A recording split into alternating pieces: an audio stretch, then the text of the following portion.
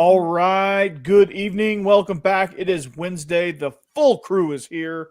Stephen Willis, Jeb Beecham, Jake Thomas, Boss Man, and Hammer, and myself, Corey Burton. We are here. We collect and join forces to give you SEC After Dark. And you know what also October brings that I didn't mention last week?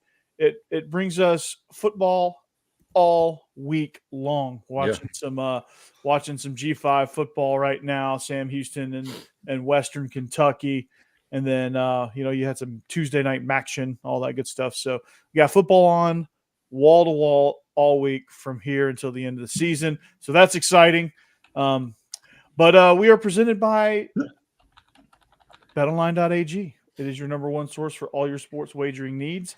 They have everything you could possibly bet on, and they have live odds. They have whatever you want to bet, they have. And so it's a great place to go with the largest catalog of odds on everything from football, MLB playoffs, NHL, NBA to political props. Yeah, that's right. You can bet on the election. So when the game's over, head over to our online casino and get in on a game of blackjack or poker or unwind with one of over 150 slots games. So head to the website today, get in on the action on America's most trusted site for online wagering. Bet online. The game starts here. Yeah, and I want to point out to anybody that any hurricane that sounds like it's named after your grandparents, get the heck out of Dodge. It's just not worth it because they're all evil. They're all terrible. Hurricane Milton, forget that dude. My gosh. Mm-hmm. I got the heck out of Dodge. It was a long getting the heck out of Dodge, but I did get out of Dodge. And I found some gas in Dunedin, Florida. Did I say that right? Dunedin. There's a Walmart somewhere on some random highway, and they had gas. Yeah, we got gas, and we got extra gas because hurricane season, we assume, is not over. Yeah. So we went ahead and stocked up for the next one, and we got another generator because the one we had wasn't quite enough. And for some reason, we lost power and internet, even though in the yard it looked like I've put more debris on the road for when I trimmed my trees than we actually got. But we lost power and internet. It was ridiculous. But I'm here. I hope you guys had a good time last week. I did not. If you look at the hang in the Louvre situation, that was an absolutely horribly called game, and Lane Kiffin just choked it away. Lane Kiffin in a big game is not a good thing right now. Well, let's dive further into it. So why does big game Lane becoming a thing? I think it's because in this situation he was overconfident. He honestly gets cocky. He gets arrogant in the call, and all of the passes were 25 yards downfield. All were outside the numbers. There was no running game to speak of. Ulysses Bentley appeared for the first time this year. Looked like the best running back that Ole Miss had. It didn't make any sense. Defensively, for 59 minutes, they kept that LSU offense to one touchdown. They should have won that game. There was a fumble right at the end of the first half that was randomly weird stuff that LSU was allowed to kick a field goal. That was obviously a difference in the score towards the end. Ole Miss had the ball on the 25-yard line going in. If they kick a field goal there, it's a 10-point lead with like 7 minutes left. And they went for it on 4th and 1, which you never do on the road at Death Valley in the first quarter. In the first half, Ole Miss should have been up 35-7 or something like that. And it makes no sense. Ole Miss led that game all the way through, ended up losing that game. I will never understand what happened, but it did happen. Whit Weeks, who's the hang in the Louvre guy, that guy was everywhere, absolutely everywhere in that game. And Garrett Nussmeier competed his ass off. And at the end of the game was making throw after throw. So props to him, but that game was given to you also by Ole Miss. That's okay. There you go. So what's next for Ole Miss? Is it run the table is your only chance? Yeah. It is run the table is the only chance, and even then, there's a chance that it could not happen. Yeah. I don't know if you totally control your own destiny. I don't think Ole Miss needs Georgia to beat Texas. Team. Yeah. Mm-hmm. I don't think a 10-2 SEC team gets left out, but it's squirrely. It'll be squirrely. Yeah. Okay. So Jake, talk to us. I mean, Alabama. I know you had a few choice words for Bama in our group chat, but they did end up winning the game, so it wasn't a total disaster. But like, it seemed like since the second half of the Georgia game, they've just been off. There's been something that's just been off. What's going on there? You guys are good as mine, Corey. I don't know. It's something's very different. That first half of the Georgia game, even everybody in this chat was like, even Stephen made the comment that Alabama's the best team in the nation. The way they looked the first half of Georgia, second half of Georgia, they looked like a mediocre, middle of the run SEC team, and they've looked like that since then. Now, I'm not taking away from Vandy, but in reality, Alabama should have won that game. Vandy is a lot better, but it's Vandy. Vandy is better, but Alabama should have won that one. Maybe it should have been close and probably a close game, but still Alabama should have been on the winning side of that. And then after losing a big game like that, you need to come out and show, to the world that, okay, that was just a fluke. This ain't gonna happen again. You're united and you're fixing to, beat the brakes off of USC, South Carolina, and then you just come out there and losing at halftime and losing late in the fourth quarter, really 19-14, and you're like, what is going on with this team right now? I'm just speechless.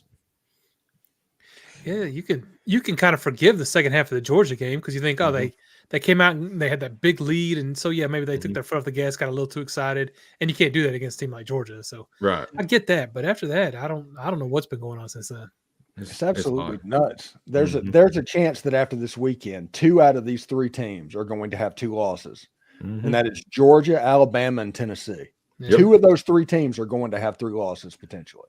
Yeah, I mean, one's guaranteed. So it's going to be wild, man, and I think this is a weird year for the SEC because there's no dominant team, and after what Mississippi State showed against Georgia, they're not as crappy as we thought they were.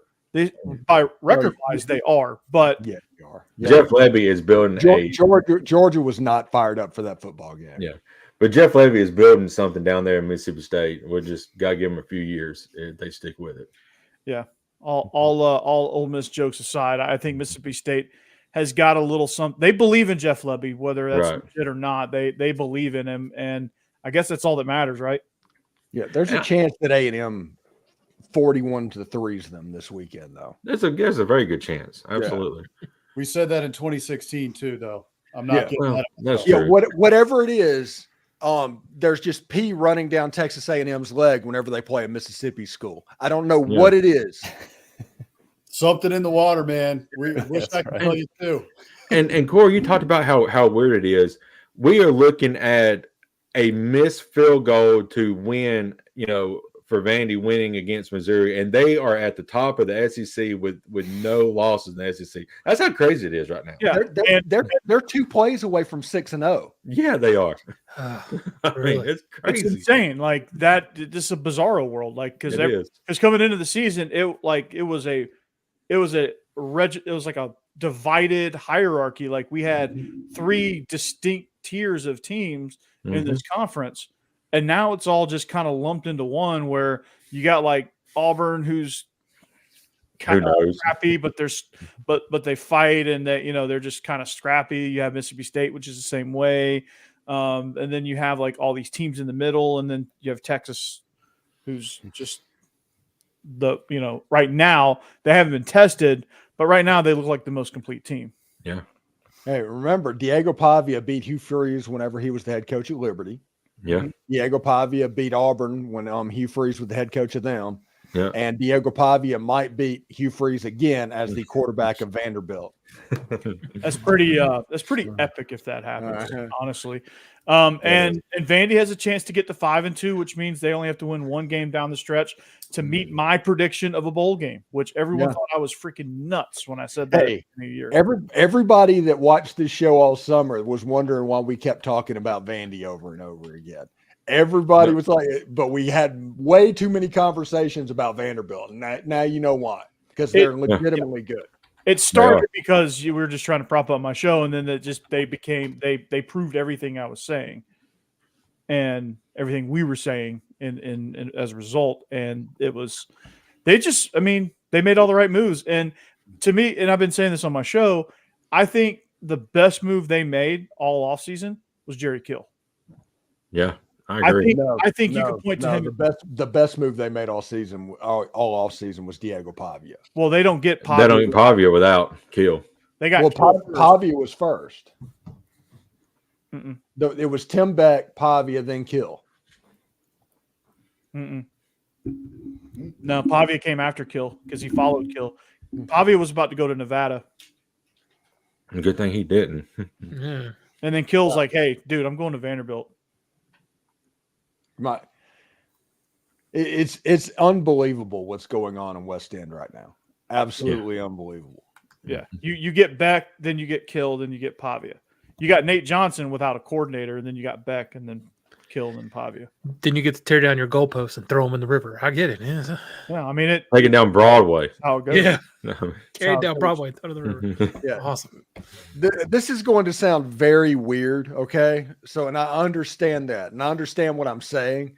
But Vandy, please do not overlook Ball State and ruin the chance for game day to be at Texas or be at Nashville next week. Yeah, that would be awesome. I think I did my whole. Okay, I hate to keep bringing up my show, but my whole episode yesterday, and it unfortunately got the worst numbers in the last 8 episodes. But I talked about, hey, it's imperative that you don't overlook. I did a whole show about that, or a whole first. About that. They already did it with Georgia Southern. Don't do it again. Georgia State, not even Georgia Southern. Oh, Georgia State. Sorry. Yeah. Hey, I just love how Diego Pavia he's rising to the occasion. I mean, we talked about this on Biscuits and SEC Live. Like, that was the perfect letdown spot for them last week against Kentucky. And hey, hand up, both Hammer and I picked Kentucky to cover in that game because we thought it was that letdown spot. It's a classic letdown spot. And Diego Pavia is out here, getting mad at T-shirt companies who are partnering with him. He's starting a podcast. Clark Lee's all over the place, doing interviews and everything. And credit to him. Some guys are just ballers. Some guys just rise to the occasion. They can have all this other stuff swirling around them. And Diego Pavia seems to be that guy. So it's been a ton of fun to watch. I want to tune into Vandy games now. Hey, honestly. It's a fun offense, dude. I mean, I'm telling you.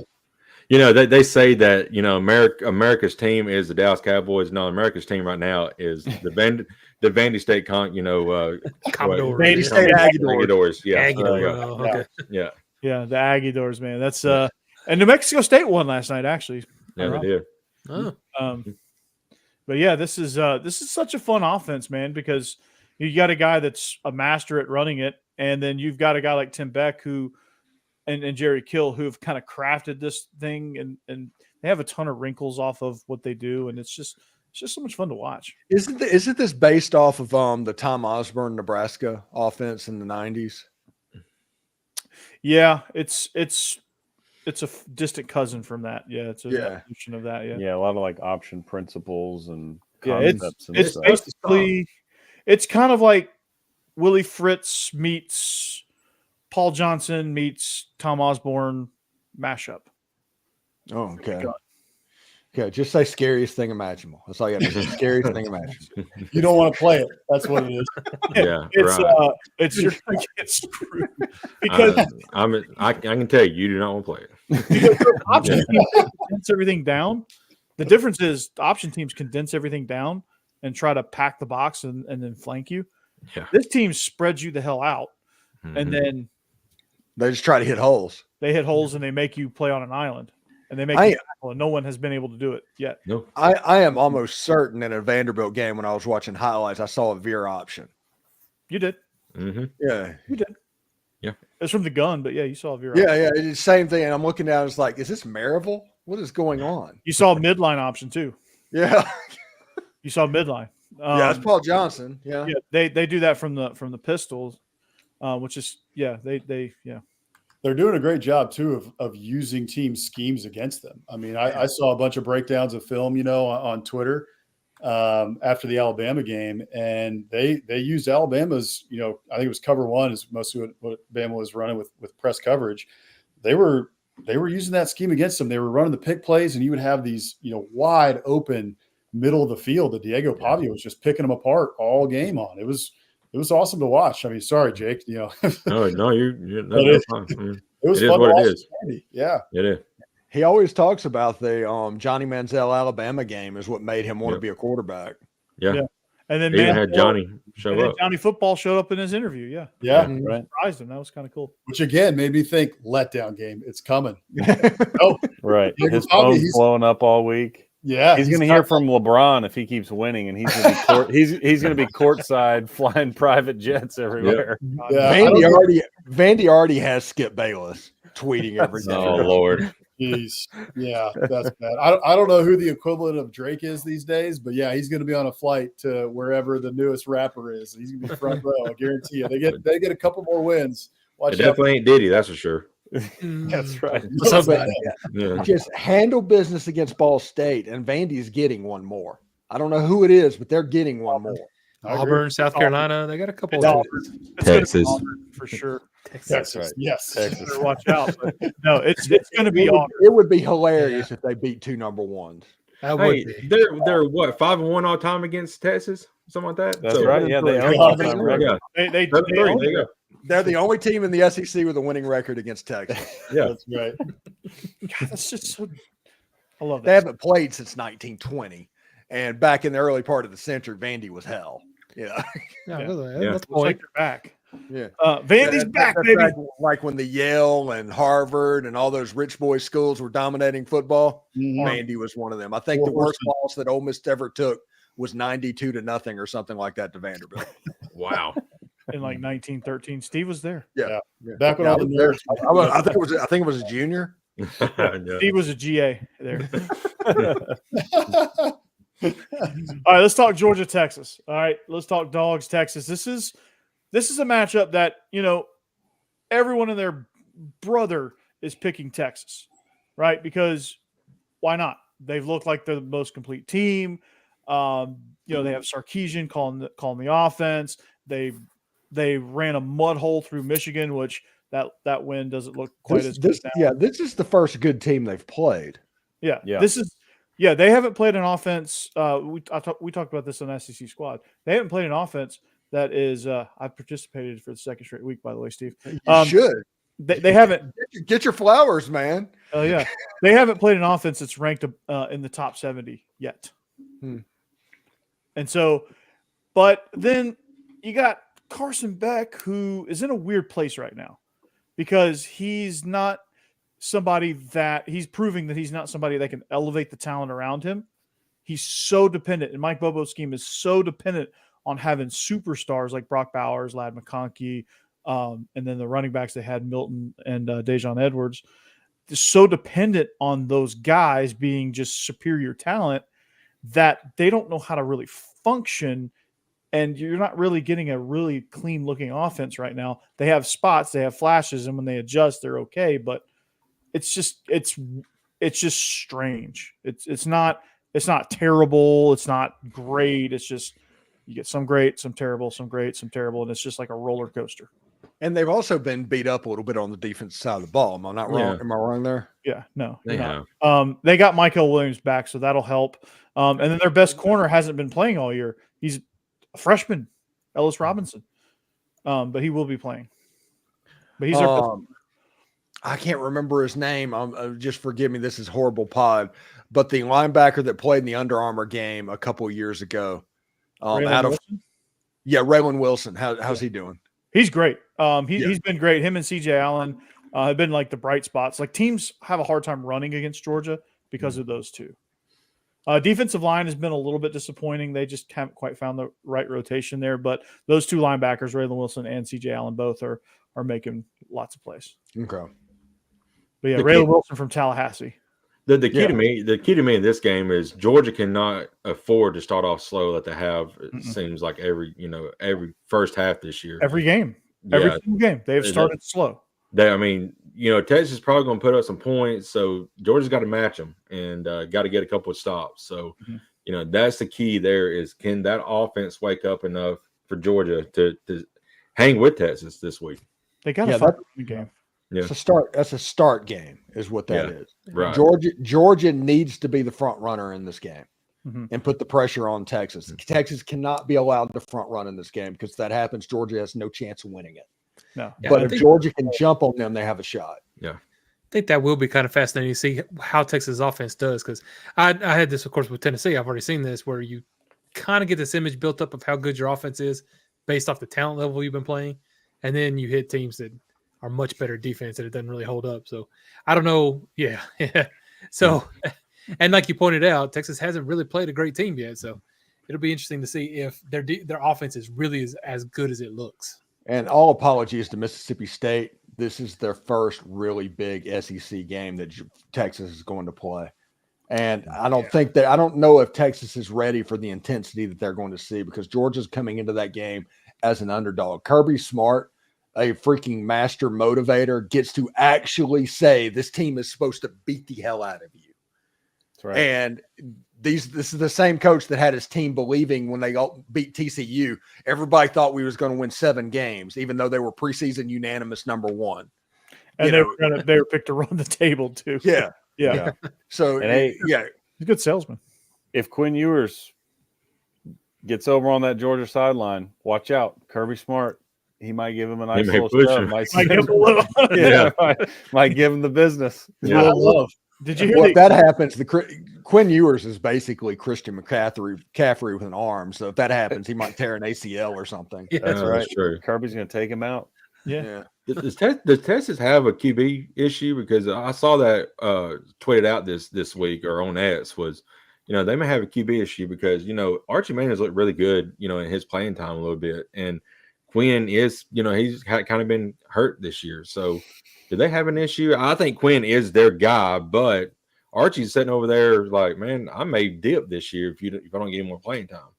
Well, Jake, I was going to I touched on this a little bit on Biscuits and SEC Live earlier, but the big matchup I'm watching is the first quarter to me is huge. As you guys are talking about, like, Georgia needs to get out to a fast start, and Texas is thinking the same thing, because you watched that game last week against Oklahoma. Quinn Ewers, he looked shaky in that first, especially, and he was gifted a couple turnovers that allowed Texas to really, just blow that game out of the water, and it wasn't a game after halftime. But Quinn Ewers coming off of injury, and after Arch Manning has played so well, in those 2 games, I'm really interested to see if Quinn Ewers can get off to a fast start, because all eyes are on him right now. Right. And everybody knows that Texas fans love Arch Manning. And so if he starts out slow, if it's, 14-7 and Texas is barely up at halftime or something like that, and Quinn Ewers hasn't played well and he's thrown a pick or something like that, I think they'll stick with Quinn Ewers. However, it's going to get interesting. Yeah. And I think the big matchup to me here, just very high level, is Quinn Ewers versus this Georgia secondary. Yeah. Because the Georgia defense played so well in those first couple games up until the Alabama game, and then teams have started to score on them since then, and teams have started to find their holes. And Jeff Lebby's a good coach, but Mississippi State shouldn't be scoring 31 against this Georgia defense, period. They just should not be. So them scoring 31 on that defense, it opened up some holes. They got a lot of chunk plays in that game that Michael Van Buren, was able to throw for. So President Van Buren, yeah. What's that? President Van Buren. Yeah. Yeah. But So would you say that with Quinn Ewers, the eyes of Texas are upon him? You could say that. I've Yeah. been for a while. Yeah. Yeah. Steve, you started this. The eyes are on you. I'm muting everybody. Yeah. So Georgia's just they lack discipline defensively. Like stupid penalties kept 2 drives alive that resulted in touchdowns for Mississippi Okay, State. this game is. I'm sorry. No, this is that Georgia Southern game where they're running the option against Alabama 15 years ago and scoring 34 points. It wasn't a problem with Alabama other than the fact that they just didn't care, and there was no chance that team was going to win. It happens, and with Texas the next week, that was more of a letdown possibility than what Vandy went through. Everybody on that Georgia roster is looking at that Texas game. Yeah, you could be right, but I think you're going to see a whole different defense this week. But it happened But can you explain the same breakdowns against Auburn that they had that led up points? They might have let up points, but they still won by what, 17, 20? Yeah, but there's I mean, That's they're scholarship players too. I think we're being a little bit unfair. I mean, the Georgia Alabama syndrome between y'all two is just kind of weird. It's going to happen. Heck, Ole Miss got beat by freaking Kentucky. But Ole Miss isn't good. Yeah, No. Kentucky can't beat anybody but one against Ole Miss. I mean, this conference is weird this year, man. It is very weird. If It's Billy parody. Napier had a kicker with a pair on him, they'd have beat Tennessee. Yeah. I know. Yeah. And that's kind of what makes you think, Steve, I think kind of what you're getting at is like, and Corey, you started it out saying everybody's picking Texas because they've looked the best. And, Georgia has looked vulnerable. This year, it feels like that hasn't mattered. I mean, Texas might be that team, right? But everybody else seems like can beat anybody any given week. And this is Texas' first test. So it's very possible they get dragged down into that muck too. And it just becomes, I mean, that's a week game. That's kind of where we're at. Yeah, I mean, this game could go a million different ways. Texas could blow out Georgia. Georgia could blow out Texas, or it could be a dog fight, pun intended. And Texas just comes back down to the pack and gets mixed in. And now you're saying, okay, is there an elite team in the SEC? And all the non-SEC people in the college football world are probably loving this right now because they're like, oh, we're only going to get one team in the playoff, which is not true. But the Joe Klatts of the world still going to get 4. Yeah, you're getting 4. We don't know what 4 of those are, but you're getting 4. Yeah. One thing's for sure that I know it's not going to be Auburn. I mean, that's all I can guarantee at this Or point. Mississippi State. It's not going to be Mississippi State. I think. Yeah, I think they're pretty much. They've got 5 losses, so they'll be right on the knife's edge of bowl eligibility after they get beat by Texas A&M this weekend. Mm-hmm. And by the way, Mississippi State fans celebrating the LSU win is one of the funniest things I've ever seen. Somebody was literally celebrating, talking all kinds of noise, like, congratulations on your win in Baton Rouge. He's like, I'm not an LSU fan. I was like, I know. Yeah. That's how a lot of Auburn fans were when Bama lost to, Vandy. So I know. Yeah. It was like, I know. Like, Yeah, your team is garbage. Why don't you have no reason to celebrate? Yeah. Moral Victory State University. MVSU. Yeah, there you go. Here's an interesting question for you guys. Interesting question for you, Corey. Well, I'll start it off, but you guys can chime in too. But I mean, honestly, not a ton, but I think it's hurt a little bit. I think it's taken some of the focus out of there for sure. Not enough team speed. I'm like Dwayne Wade and you're LeBron James. I just flip it up. And that was good. Yeah, that was a good one, Steve. Good show, Corey. You're good for this. And right, Steve just ruined you. All right, see you guys. Oh man, that was good. What's going on with Colby Young? Is he's suspended indefinitely? Unless he gets exonerated, I think he's done. To me, I have a hard time saying it's like totally hurt the team because I think obviously, they've only lost one game this year. They only lost one game last year. Like, there's been some stuff going on. It's hard to say it's really impacted them on the field. But the one thing I will say, and I think Saban is the one who has said this among many others, but like, the best teams are player-led teams, right? Kirby can only do so much in trying to instill a certain culture. And he's been there long enough now that like the culture is where he wants it to be, right? And then at some point you have to have your players step up and be leaders. And to me, the driving stuff, especially, I mean, the Colby Young and the Robert. To my knowledge, they're not losing too many times. I mean, I think they're getting first. Right. And like the Colby Young and Robert Thomas, like that stuff is over the top, bad stuff if it's all alleged true. But the speeding stuff is just like, you just got to have some players step up and be like, we're not doing this anymore, guys. Like, what are we doing? Right. And to Steve's point, it hasn't really showed up on the field, but maybe it's starting to this year. Maybe that's what some of the cracks are. I don't know. I was saying they were winning their auto races. that was my point. They're not finishing second in those. Yeah, they're definitely building a NASCAR team. That's for sure. But they'd be darn good NASCAR. The Richard Petty experience in Athens, Georgia. I think honestly, I think with all the distractions and everything that's happening, I think it'll take its toll. We'll see what kind of toll it takes from this point through the rest of the season because you're playing against obviously you're playing against Texas, who hasn't been tested, but they still are the top of the league. Then at some point you play Florida, you play Ole Miss, you play Tennessee, and you play Georgia Tech, who's playing some good football right now. All those teams can get up there and get you if you're not focused. Are you worried that this is a Texas Bowl season for Georgia? No. Nah. Like if Georgia loses to Texas, and essentially at that point, basically the Ole Miss Georgia game is potentially a play-in game for the playoffs. Potentially, the loser's out entirely. Georgia will It have could go back-to-back completely playing off. Tennessee too. Yeah, it could go completely off the rails at that point for the loser of that Ole Miss Georgia game. Yeah, I think that game becomes of paramount importance if Georgia ends up losing to Texas this weekend. Yes, absolutely. I think we'll still get a decent bowl bid. I don't think it's gonna be like a Texas Bowl type deal, but I think I think 3 losses is worst case scenario, which is still a Right. pretty good season, but where the expectations were, it seems like it's a terrible season. But most people would kill to have a 9-3 season, but. Before we get into picks, let me get this one.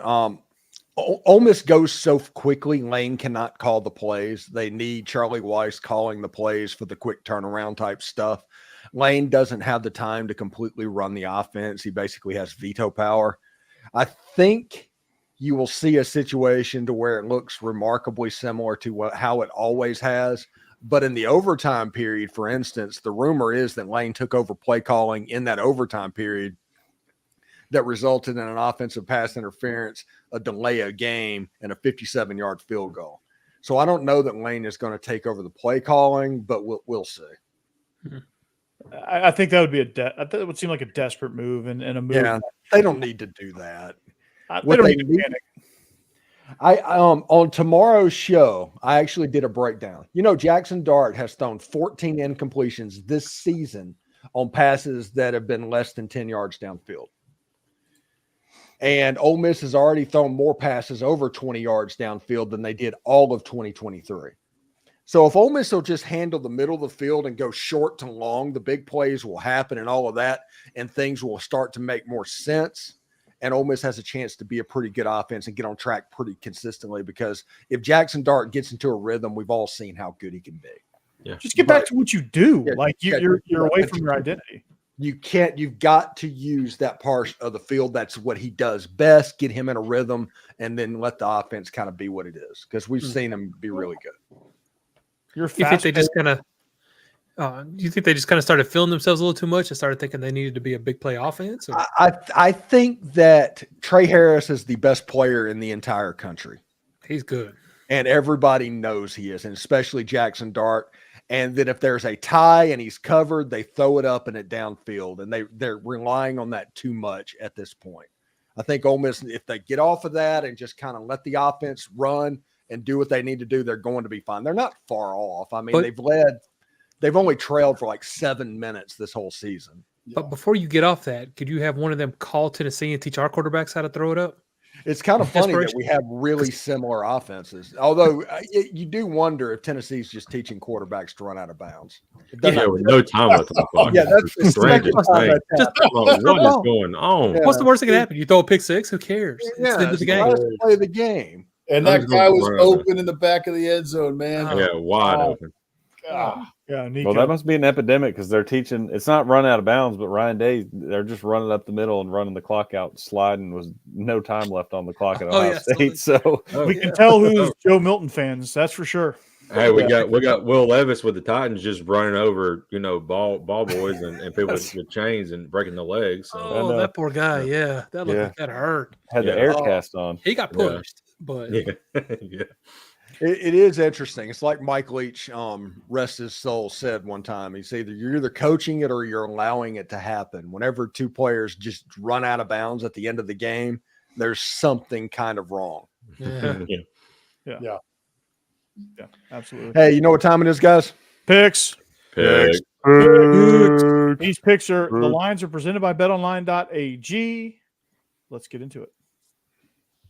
Dum, dum, dum, Steve, that was your cue to give a quick little aside about pickles again. Oh yeah. Stewart's Cajun Dill Pickles. They sponsor all of our picks. I'll let you know they are fantastic. It's time to get locked on those pickles. Stewart's Cajun Dill Pickles, that is. They offer a wide variety of Cajun spice products like pickles, green beans, okra, even carrots, and asparagus. This is a family-owned company on the coast of Mississippi. They've been pleasing pickle lovers for over 20 years, and they've become the South's favorite pickle. This is truly the best pickles you'll ever have. A strong dill flavor with a Cajun punch, no over sour taste. You can find these pickled products at pickledstore.com or in your local Rouse's Market or other Gulf Coast Southern stores near you. Be sure to like Stewart's Cajun Dill product on Facebook and Instagram. Try these pickles, okra, and beans today. You will not be disappointed. Stewart's Cajun Dill Pickles, the South's favorite pickle. All right. So, shall we? First game up on the docket. Auburn traveling to Mizzou. Auburn is 6.5-point underdogs. This is an interesting game because Missouri not exactly lighting the world on fire, but they're still super talented, and they've got Luther Burden. Auburn is Auburn. Steve, are you buying Auburn, or are you thinking Missouri takes this one easily? Do I look like I have yellow wood on my head? No.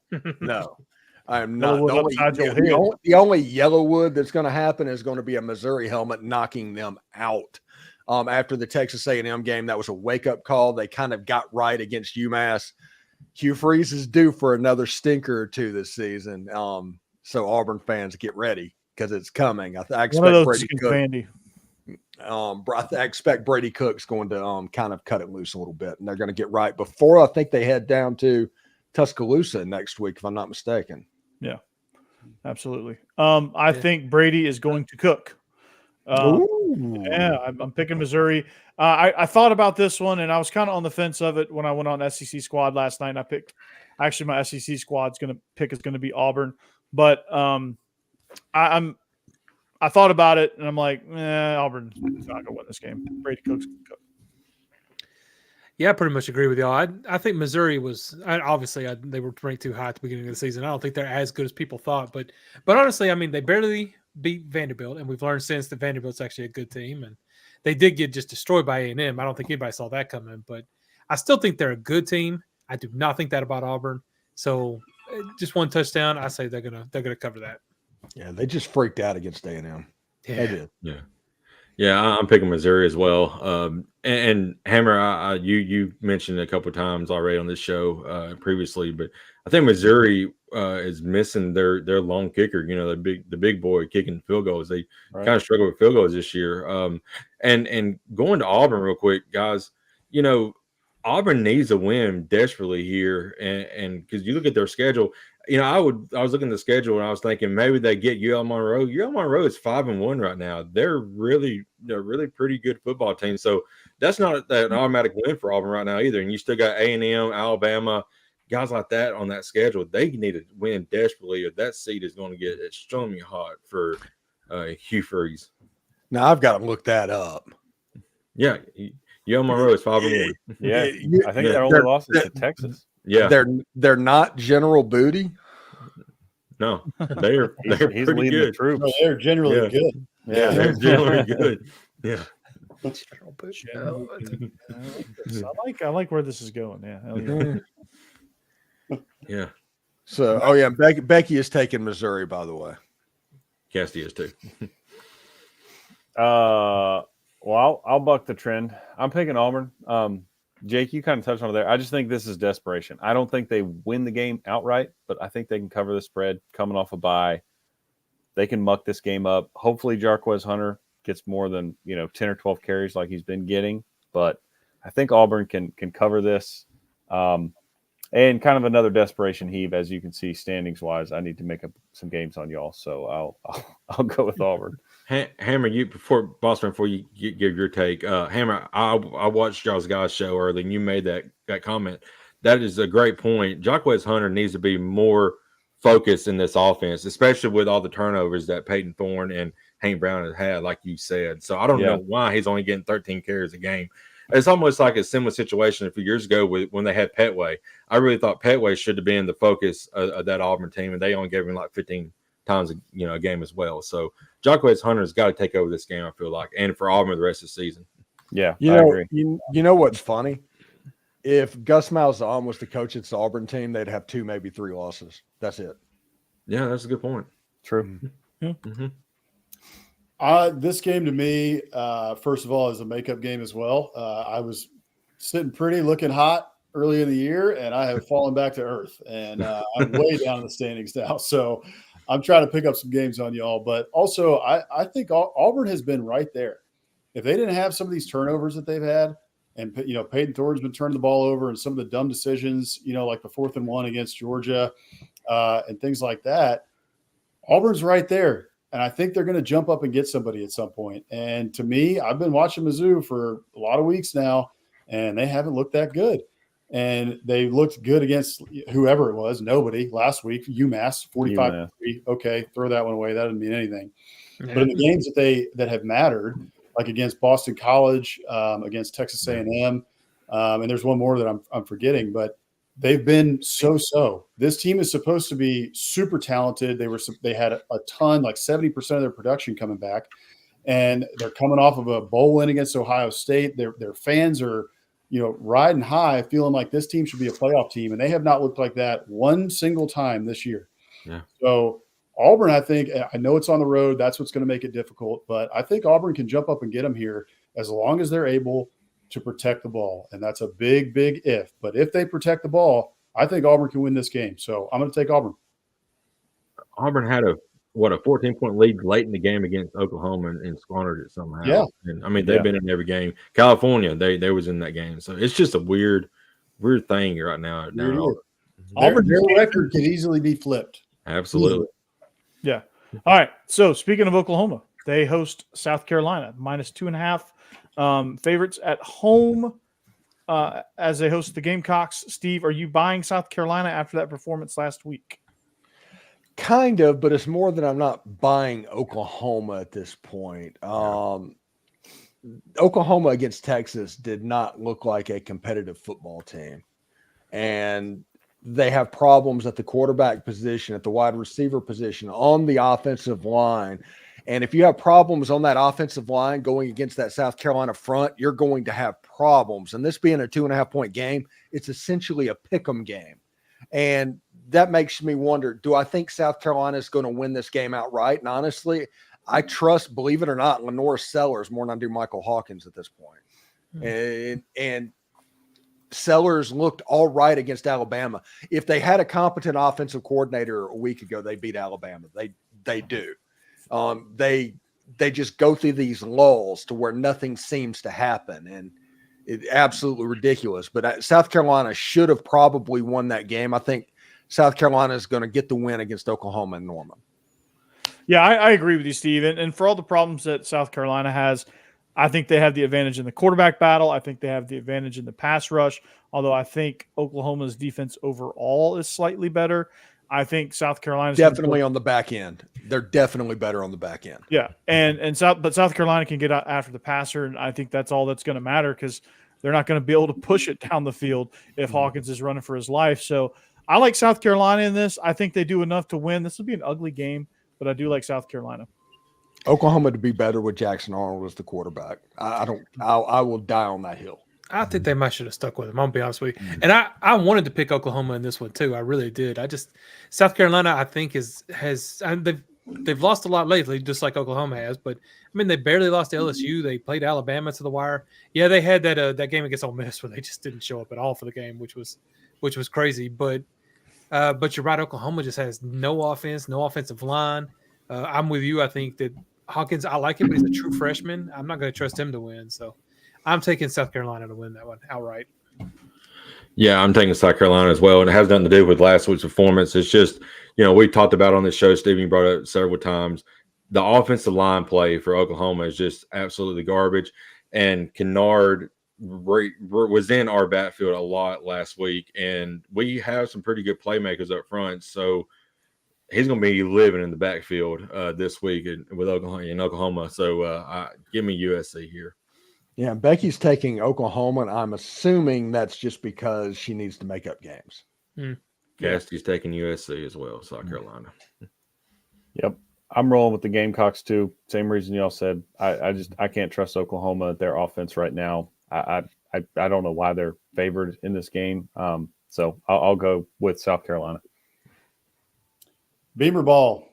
Give me South Carolina. I like what they've got going on right now. I like the momentum that they got from the Alabama game. I know that it's only horseshoes and hand grenades where it almost and maybes win, but they still were able to push Alabama to the wire. And I think this team has a lot of confidence. They pushed LSU to the wire. I mean, they have been right there in multiple games this year that they should have won. And right now, I'm with you guys. Oklahoma has not shown me anything to give me any confidence that they can win this game in terms of their offense. And with what South Carolina has on the defensive front, that should scare anybody, especially the Oklahoma folks who are watching tape and seeing what the South Carolina guys can do on that defensive front. So I'm taking South Carolina. I think they win this game outright. I think the only reason Oklahoma's favored in this one is because it's at home. But I'm taking the Gamecocks. There you go. All right. So almost a complete clean sweep for South Carolina. That's pretty crazy. All right. Next game, Jeb. All right. This one is a Jeb special here. Alabama road favorites at Tennessee. Tennessee struggled a little bit. Alabama has a little bit of a confidence problem. Something's got to give here, Steve. I think that the best defense on the field, believe it or not, is going to be wearing orange. And I think that them going against a weaker Alabama defense actually benefits them a little bit. So I think they're going to be probably 3 points better by the end of the day. Give me Tennessee. I still think it's Bama right now. I think they're going to affect Nico. I don't think he has a full grasp of the offense. I still think Josh Heupel is playing quarterback inside of Nico's helmet. And so that concerns me a little bit. And just he's just this is not the week for him to all of a sudden get it, right? I think it's a season-long process, and I think this is going to be another bump in the road for Nico. He's an extremely talented quarterback. He's just not quite there with the Josh Heupel scheme, so I'm going to take Bama. The real thing that needs to be worried about in this game is Nico's ball walk attire versus Kalen DeBoer's coaching shirt. That is going to be what determines this game. Okay, well, advantage Nico then. No. See, no. Nice. No, y'all don't understand. Heupel's had to go his whole time in Tennessee with everybody telling him he's just not good with defenses, building terrible ones. So this year, he's holding Nico back on purpose in all these games just to show off his defense. No, that would be keep it off tape. Yeah, right. Strategy, Cotton. Bold strategy. That's like, we're not opening it up because we don't want you to see what. No. Now Tennessee's defense is legit, and I've been very happy with it. It's the best defense we've had in many years. It's very impressive. The offense has not found a way to get it going. And like I said, I know Nico, he's a redshirt freshman. He's got time.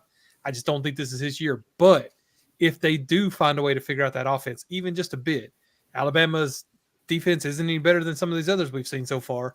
I feel like Tennessee could actually end up going off and having a really good game. I just am not going to bet on it. I unfortunately am taking Alabama in this one because I don't think we get our offense going enough to score enough to be able to beat Bama this week. Does Tennessee avoid giving up explosive plays to the other team? They've been better at that than I would have been. What I've thought. Our secondary was not weak. It was just very shallow coming into this season. Even lost one of our few playmakers we had in the preseason, before the season started. But so far they have done a great job compensating for that, especially with the pass rush. This week with Kalen DeBoer, his ability to move around, I do worry about that a lot. I know we saw Hawkins at Oklahoma, but he's still a freshman and couldn't throw as well. Jalen Milroe actually developed into a good quarterback. So, yeah, I think there will be a few. I don't think it's going to get overwhelming, but it'll be enough that Alabama scores enough that Tennessee just can't catch up with their offense the way it's been. And Ryan Williams is 17. Well, did you know that? Well, Jeb being a Tennessee guy is picking Bama. Me being a Bama guy, I'm picking Tennessee. I have zero confidence in this team right now. Jalen Milroe is great. We have some playmakers, but you only scored 27 points against South Carolina. You look terrible against Vandy. The defense has got issues galore. It's hyped up to be a really good defensive team this year. And the defensive line has been a lot better, but everywhere else, there's too many players out of position. That has come back to haunt us in a couple of games, especially against Vandy. Hurt us really against South Carolina, missing tackles. That's another issue. Talking about culture, there might be a little culture issue. Saban was no nonsense. We talk about this. He was no nonsense. Kevin DeBoer has opened it up and let the players, be free and do what they want. It's affecting the play now. I hate to say it, and I hate to be that guy, but it is affecting the play. This is what happens, I feel like, when you allow players to take over the program. You lose all stability, you lose all control, and it just gets crazy. And here we are. This happened to Bama. Sorry, Rick and Bonnie. Until Alabama shows me something, I'm not going to pick them against this week. I feel like Nico's fixing to have a game of his life just because our defense has just been terrible the last several weeks. And James Pierce against that offensive line after what they did a week ago against South Carolina. Yeah. Yeah, but Tennessee doesn't have an offensive line either. So it's just Lance Hurd, man. I love him, but he looks slow and out of shape. I don't know. We'll see. All right. Hammer. Yep. I'll give Rick and Bonnie a shout out here because I think the Bama run game with Milroe at the quarterback run game is going to be the difference. Bama has struggled to run the ball with their running backs for some reason. So I don't really know. Give them the ball. If they're right. I don't know what they'll do with that, but I think in this spot, as Stevie pointed out, I think explosive plays will be big. And I trust Milroe, whether it's with his legs or just escaping a pass rush, getting outside the pocket and making a big play downfield. I don't feel good about it, but I'm picking Bama to cover in this one. But yeah, this is a coin flip. And Becky is taking Tennessee. Cassie's Bama. I'm gonna ride with Becky. I like the Vols in this one, and I have no good reason why. I mean, all of you guys have just gone through all the problems on both sides. I wouldn't feel good picking either of these teams right now. Nope. It's straight up or against the spread. The spread is very thin here at 2.5. But right now, you're watching both of these teams, and they're still ranked as high as they are because of the preseason rankings. But who knows if they're really that good? Either one of these teams is that good. I really don't know. They have the talent. Both of them have the talent to be this good, but they haven't really shown it over the last couple of weeks. So it's really a total toss-up to me. The only reason that I give Tennessee the edge in this game is because it's a Neyland Stadium. Yep. So I really don't know which way to go in this game. I don't feel good about picking either one of these teams. But because it's a Neyland Stadium, I'm going with Tennessee. I do think one thing to watch out for, which Hammer just talked about, the quarterback run game for Alabama. Keenan Pilley being out at linebacker for Tennessee that hurts. be a serious issue for the Vols. So I'm really worried about that. But because it's in Neyland, I give the Vols the edge. So I'm going to take Tennessee and Josh Heupel to get a win here. Okay. Interesting. All right, let's kind of skip around a little bit. We only have about 8 minutes. Okay, let's skip around then. Skip around. That's House of Pain's follow-up song to Jump Around. All right. So Ball State Vandy, we're all let's just rapid fire. Well, I'm gonna take Ball State because that's too many points. I don't believe Vandy. It's just weird seeing Vandy favored by 26 over anybody. I'm riding with Vandy until I don't. I'm riding. Sorry, go ahead, Jeb. Oh no, I was going to agree with Corey. I'm going with Vandy just because I feel like they need a big game to show that they belong where they are right now. So this is a good game to come in and score a lot of points. I don't think they will, but I'm going to take them anyway. I'm taking Ball State again. Like Stephen said, too many points, and Vandy loves to control the clock, and at halftime it'd be like 14-0, and you think that they're going to get to that 28-point margin. So I'll just take Ball State. Yeah, and Becky takes the Fighting David Lettermans as well. Yeah, and then a Hammer Ball Spinner on Ball State. All right, let's jump to Georgia, Texas. All right, this is the game of the week. Steve, Texas favored by 3.5. Are you horns up or horns down? I think give me horns up on this one because they're fired up. The boys in Austin are going to be really jacked up in this game. I think Quinn Ewers, when he's on, is a very good quarterback. I don't think that there is a quarterback situation in Texas. I think Quinn Ewers is obviously the one right now. I think Arch Manning's hype is, if his name was Arch Jones, we would not be talking about him as much as we are right now. But I think Texas is going to take this game maybe by 2 scores. Well, if this Sam Houston State game is of any indication, Sam Houston State is just stepping on their, the last quarter. So I'm hoping that's an indication of what's to happen in Austin. But no, Texas is going to be fired up. So is Georgia. I'm riding with the dogs. I'm horns down. This is a total homer pick. No reason whatsoever. I'm riding with the dogs, horns down. Yeah, fortunately, it's just hard not to take Texas right now. They've looked like the best team in the SEC. They haven't played the talent, though. We'll see. And Georgia certainly has the talent to beat them. I'm not saying they can't. If I've got to pick one, I'm going to go with Texas right now until they show me a reason not to. I said it earlier.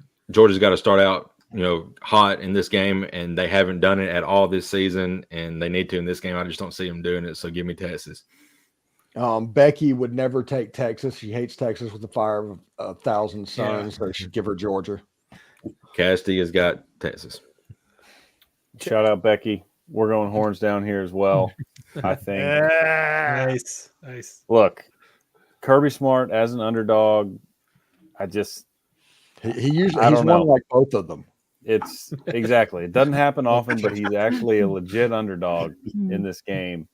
And I think, I think Texas is very, very good. I expect this to be a really, really close game. Texas might win by a field goal, but if they do, Georgia would cover. So I'll take the dogs here. I think, Texas is going to see competition on both sides of the ball that they haven't seen yet all year. So I think this will be a very close game.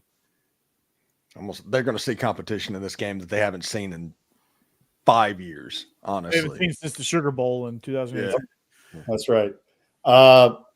Horns down for me too. And the reason to me is a lot of what you guys just said. Texas has not seen the competition yet that Georgia is going to bring. And this game to me reminds me a lot of Alabama versus Texas a couple years ago before Texas came into the SEC. When they went into Texas and Bryce Young scrambled and they got out of there by the hair of their chin with a win. And I think they beat Texas by 2 on a last second field goal or something like that. It was 2019. One. That's right. One. It was a close, tight game, hard fought the entire way through. That was when people started to really think, okay, Texas might actually be back.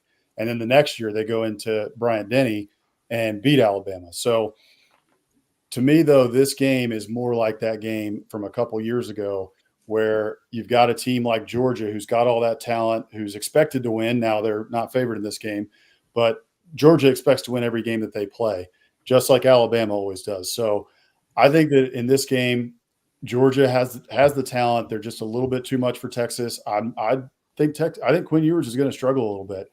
Truthfully, he's been struggling a little bit. He struggled a little bit against Oklahoma.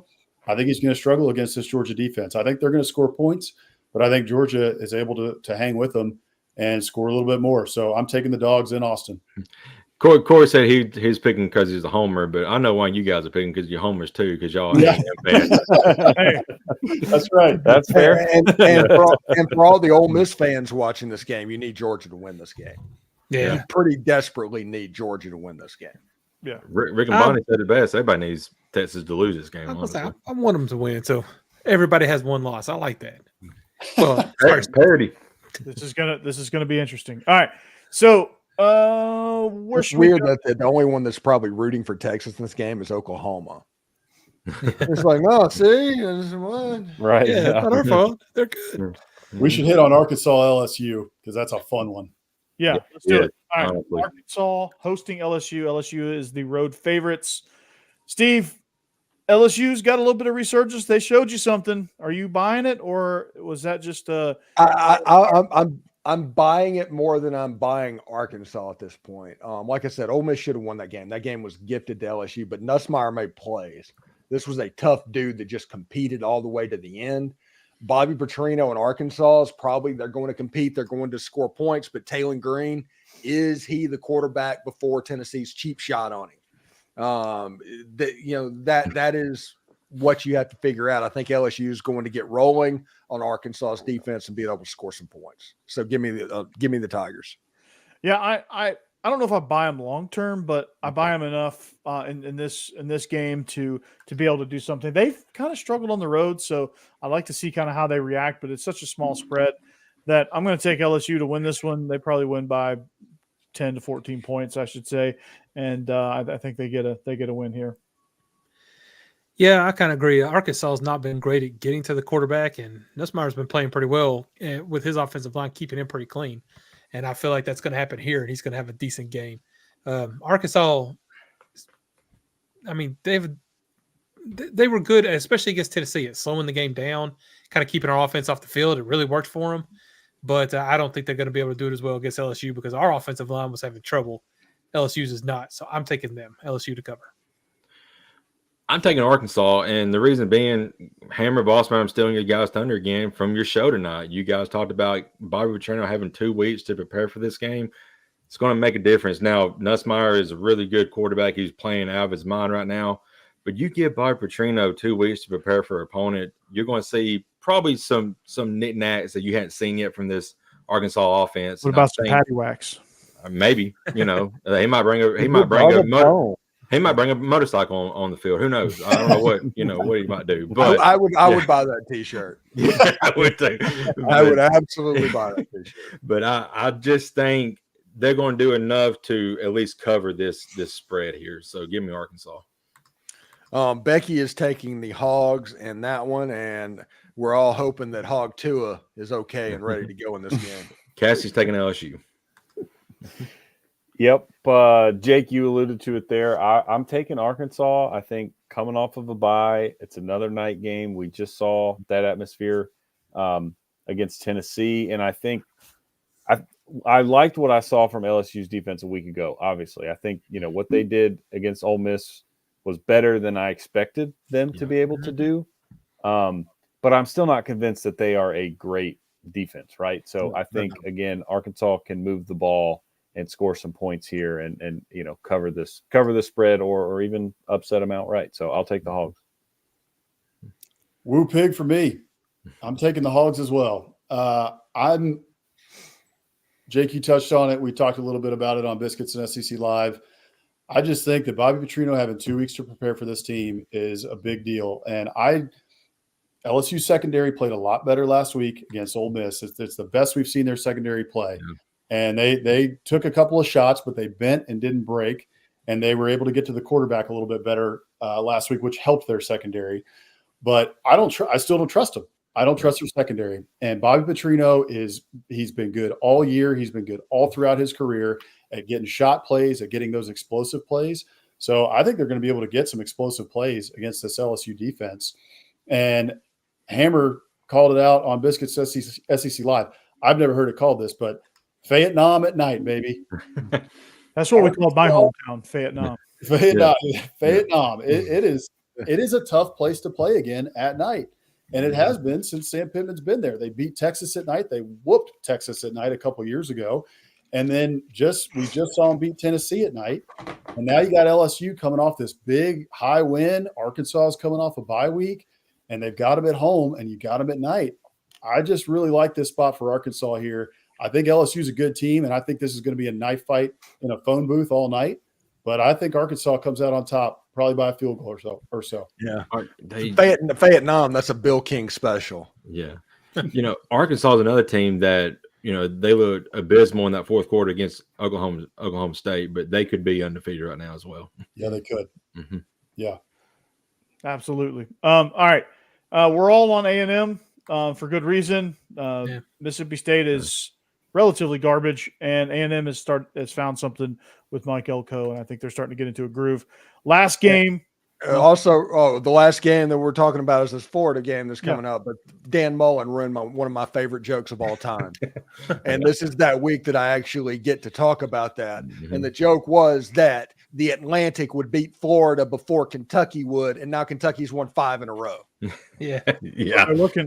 Dan Mullen for that. Yeah. So does Florida end the streak, Steve? I think so. Honestly, Florida's favored by 2.5 points. This is going to be DJ Lagway's show for the first time. I think now that Billy Napier doesn't have to play whatever he was playing with Graham Mertz before that and can kind of turn it loose, I think you'll see this offense kind of get going. The defense has been playing pretty well. Kentucky's offense is absolutely horrible. Their defense is okay. I think Florida in the swamp is going to win this game. Yeah, Kentucky has no identity offensively. Vanderbilt really exploited that, and defensively, they just can't hold up when your offense just can't produce. So I'm gonna take Florida. I am gonna actually go the other way here. I feel like Kentucky's offense isn't good, but Florida's defense is bad, and I think Kentucky's gonna actually be able to control this clock a bit and kind of grind this game down. And I just don't trust the true freshman at quarterback.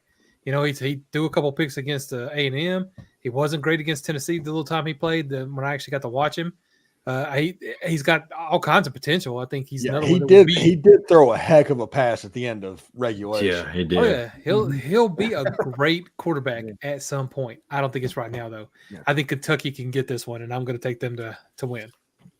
I'm taking Florida. Now, like it was mentioned that he's not playing a 2-quarterback system. He can fully trust DJ Lagway with this offense now. It seems that when you play a 2-quarterback system, your offense kind of struggles to find an identity. Because you're now you have down what what the real issue is, and you can't pick a quarterback, so you can't pick a scheme to fit that quarterback. Exactly. Now you got DJ Lagway. You know what he does well.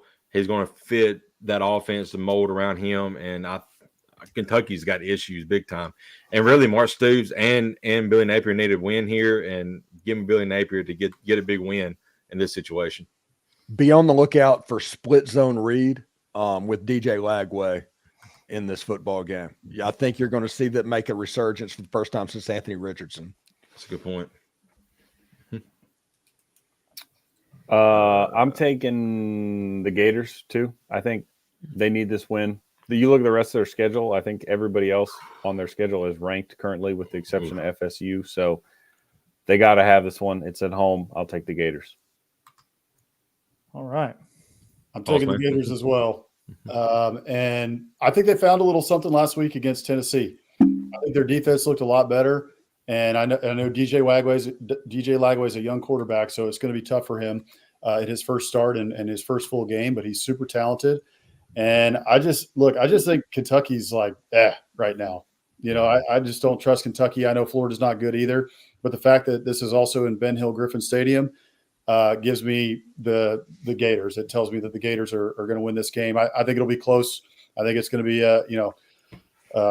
5 yards in a cloud of dust type game, and it's going to be a grinder the whole time. But at the end of the day, I'm going to take Florida. I think they get a big win at home. Yeah, Becky's taking Kentucky for some reason. And Cassie's got Florida. And Steve's got the Atlantic. Yes. Yeah. So, okay. All right. I'm so mad at Dan Mullen for that. Yeah, that's good. That's going to do it from he's going to dress up as Halloween this year.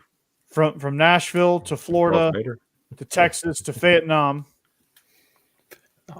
We are the SEC After Dark podcast. We thank you for joining us. We hopefully we hang your team in the Louvre next week. So Ole Miss against the bye. Who you got, Steve? It's a pick 'em right now with an over and under of 0.5. Okay. I'm taking BYE in that one. So all right.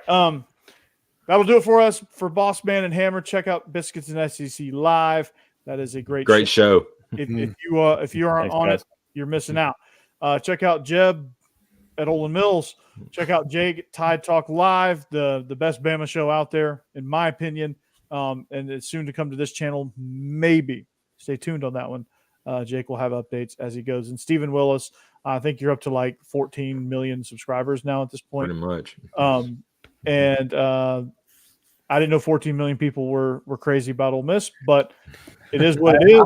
I had like 15,000 people at the post-game show this weekend. It was a good weekend for me. I think it's 14 million people was crazy about Steve, is what it is. That's what it is. Right. Yeah. I pissed so many people off that they turn in just to be mad at me. I love Right. it. Yeah. Steve is a local. So Steve is no. He's starting to become a national celebrity. But He is. then you got me, who I used to could say that I covered both ends of the spectrum on the. Well, you do. You cover Georgia and you cover Vandy, right? Oh. Oh, Yeah. that's twice. Oh. Third degree burns on that one. All right, but yeah, I'm up to even subscribers on both channels. I got 450 and some change. Nice. Nice. Yeah. There you go.